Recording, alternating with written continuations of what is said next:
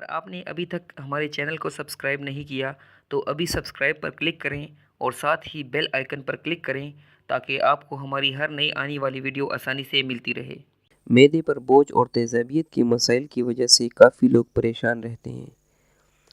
अगर हमें ये बात मालूम हो जाए कि हमें किस वजह से मैदे की तेज़ाबियत यानी जलन होती है और हम उस वजह पर काबू पा लें तो शायद हमें किसी दवा या रेमेडी की ज़रूरत कभी ना पड़े। बात करते हैं चंद वजूहात की जो तेज़ाबियत का बाइस बनती हैं। ज़्यादा मिर्च मसाले वाली ग़िज़ाएँ और फास्ट फूड्स, मुरगन ग़िज़ाओं का इस्तेमाल, एक ही वक्त में पेट भरकर खाना, खाने के फ़ौरन बाद सो जाना, सिगरेट नोशी, अद्वियात का ज़्यादा इस्तेमाल, ज़्यादा टाइट कपड़ों का इस्तेमाल और काली चाय का ज़्यादा इस्तेमाल। दोस्तों, आज के प्रोग्राम में हम आपके लिए 5 बेहतरीन घरेलू रेमेडीज़ लाए हैं जिनको इस्तेमाल करके आप आसानी से मैदे की तेज़ाबियत का ख़ात्मा कर सकते हैं। सेब का सिरका और शहद।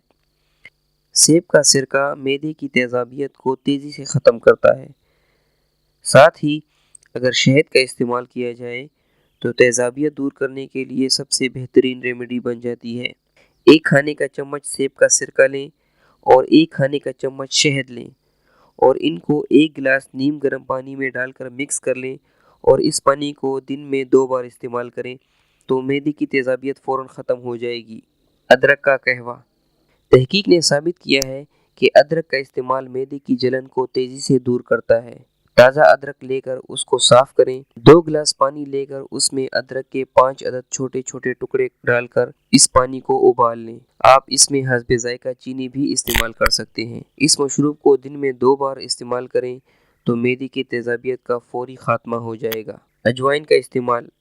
रात सोने से पहले आधा चम्मच अजवाइन लें और इसके ऊपर थोड़ी सी गुड़ या चीनी डालकर उसको खूब चबाकर निगल लें।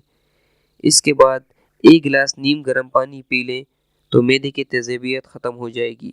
केला। केला वो बेहतरीन कुदरती तोहफ़ा है जो हमारे मैदे में पीएच लेवल को बरकरार रखता है और तेज़ाबियत नहीं होने देता। इसीलिए जिन लोगों को मैदे में जलन और तेज़ाबियत की शिकायत रहती हो वो बिला नागा केला खाएं। केले में पोटेशियम मौजूद होता है जो खुराक को हज़म करने में मदद देता है। कम खाना।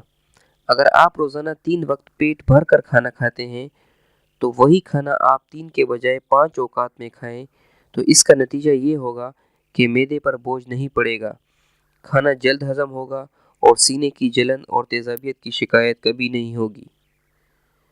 नाज़रीन, ये था आज का प्रोग्राम। अगले प्रोग्राम में किसी नए मौजू के साथ हाजिर होंगे।